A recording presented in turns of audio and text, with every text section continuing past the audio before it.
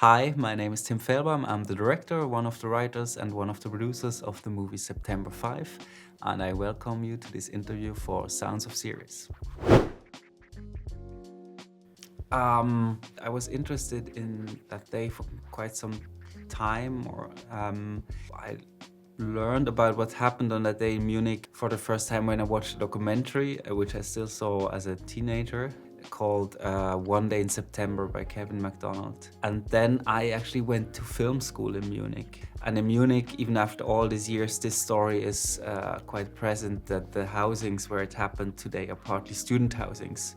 And we shot a lot of student films there, and you will always know that this is the balcony where the masked person has stepped on. And I was interested also in that image of the and how that image was made or has been taken.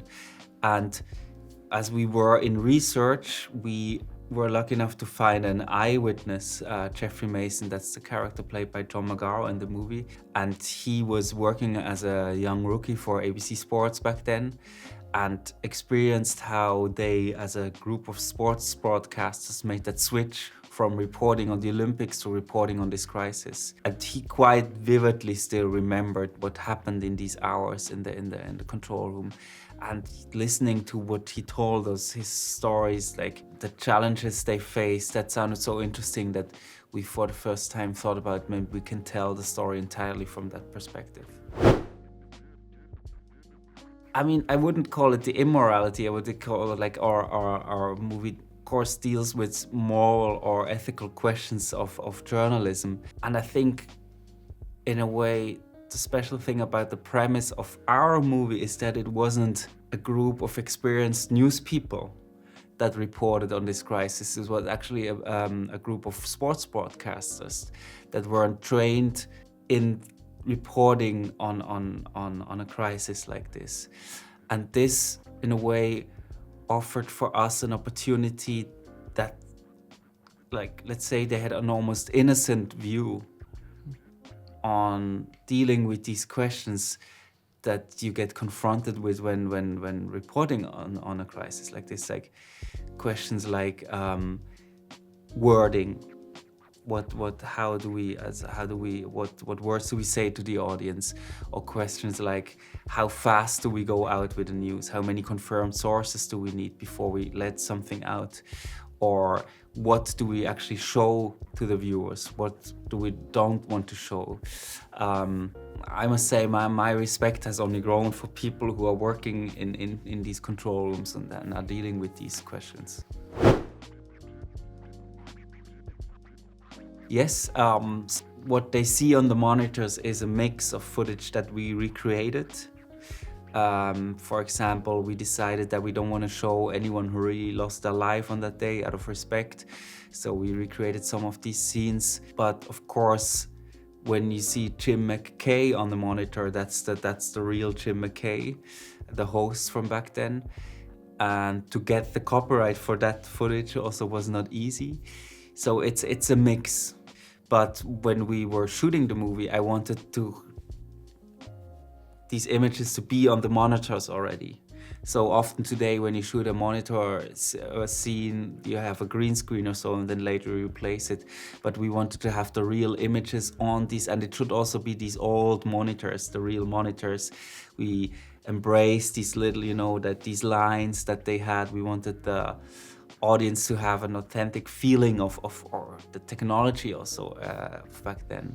To get all of these devices and to make them even work for a cast, that was not easy. And the production designer and his team did a great job that they found all these devices.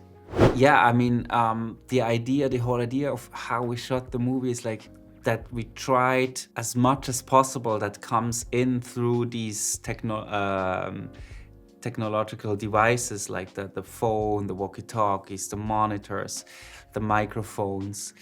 As much as possible, we tried to really happen on our set, so that our cast would be able to react on things that come in for real, and we would just cover it with our cameras in an almost documentary style. So we had these really long takes. That is also why editing is so important, was so important, and Hans-Jörg Weisbrich had a huge influence on with his editing on how the movie at the end feels. Yeah, I mean, as I mentioned before, we tried to recreate these situations like from how we, based on our research and on what we read and to people that we talked to, how we imagined what could have happened in that room on that day, and we just tried to recreate it. For example, when Magaro looks at the monitor wall and talks to Jim McKay, we try to have the image of the real Jim McKay on the monitor, so that for him it would be as if he would talk directly to him via the headset. So yeah, that was the whole approach that we had.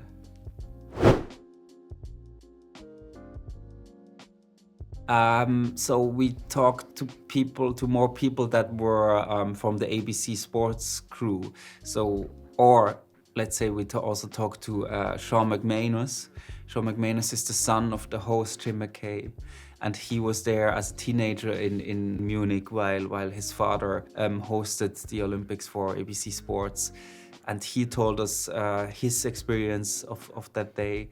Then we talked to Jimmy Scheffler. He was one of the runners that we also show in the movie, that was disguised as an athlete. And in our movie it is Gary Slaughter. There were two that did it on that day. And then a lot of people wrote actually on that day. It seemed to be, for so many people, it was a very important day of their career. Like for Roone Arledge, of course, the head of ABC Sports, he had dedicated a whole chapter in his biography on the event, on his experience of that day. And so did Jim McKay. So we had a lot of resources for the research. So we finished actually the post-production already on our movie, or the editing, when the conflict so tragically escalated again. And of course, we are aware that what happens in the world today will have an influence on how people see it. But our movie is about this moment in media history.